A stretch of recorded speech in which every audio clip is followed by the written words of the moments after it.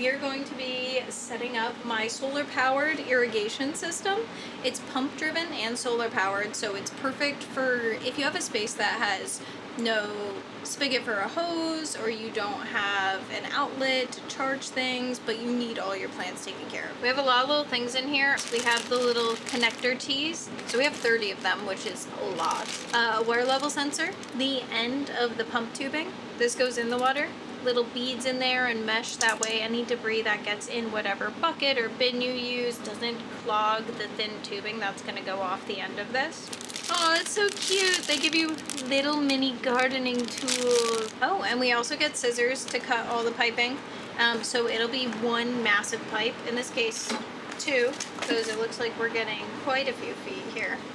And then you'll end up cutting it to whatever length you want between each plant or each pot, and then you make like a little branch. There should actually be little T connectors somewhere.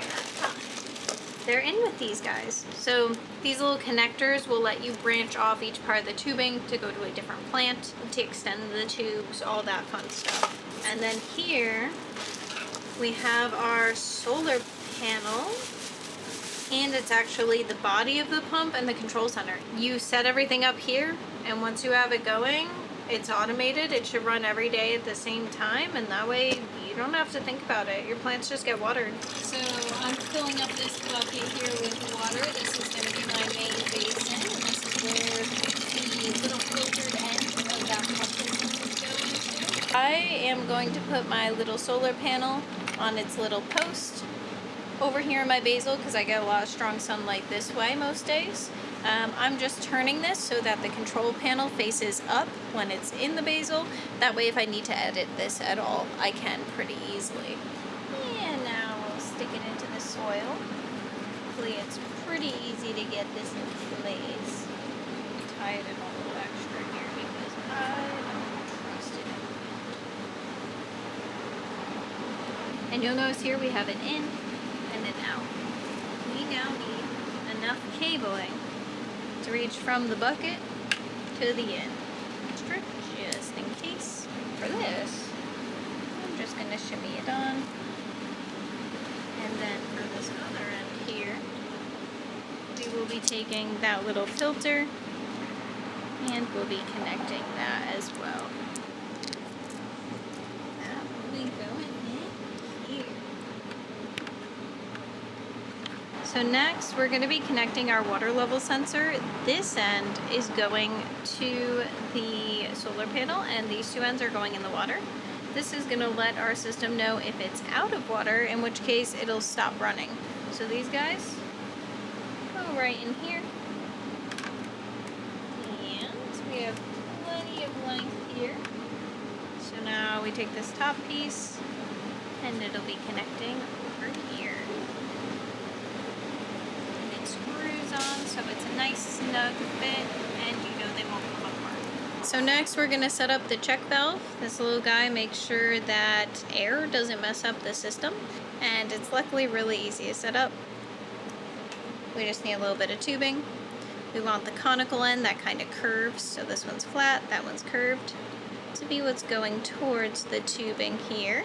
And then at the other end of it, we can put one of these little branching pieces, and this will be used to connect it to the main tubing system. So once I have all the tubes set up and running everywhere, this one's going to be pretty close to the solar panel, which is also the actual pump portion, and that way if there's excess air, it gets taken care of and it doesn't get into the rest of the piping. So we will map out and set up the rest of the piping next. So now I'm going to cut a little bit more tubing. Try to get a nice edge on that. And connecting it to the other end here. And this little guy is going to go on the out section of the pump. So for my system, I want some going up and some going down.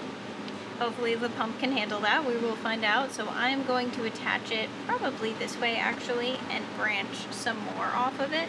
So we will get that sorted, and then I will show you how that looks once we're farther along. So we have everything all set up. I have my little solar panel I have it set so that it's going to run every 12 hours. You just press the hour button and choose how many hours between waterings and for how many minutes it's going to water.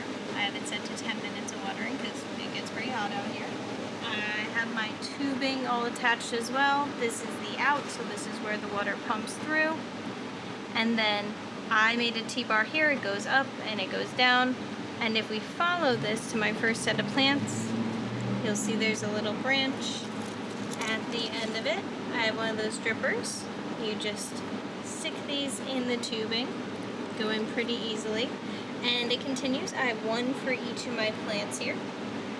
And I can show you this working by choosing the test button on here. The test makes it automatically start to run.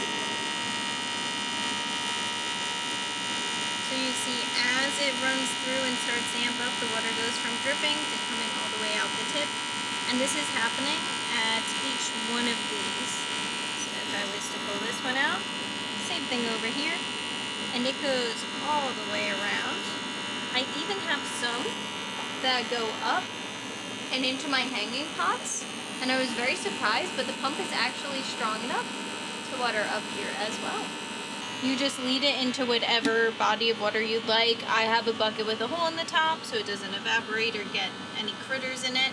And the two electrodes in there are just making sure we don't run out of water. And there's the pump at the bottom.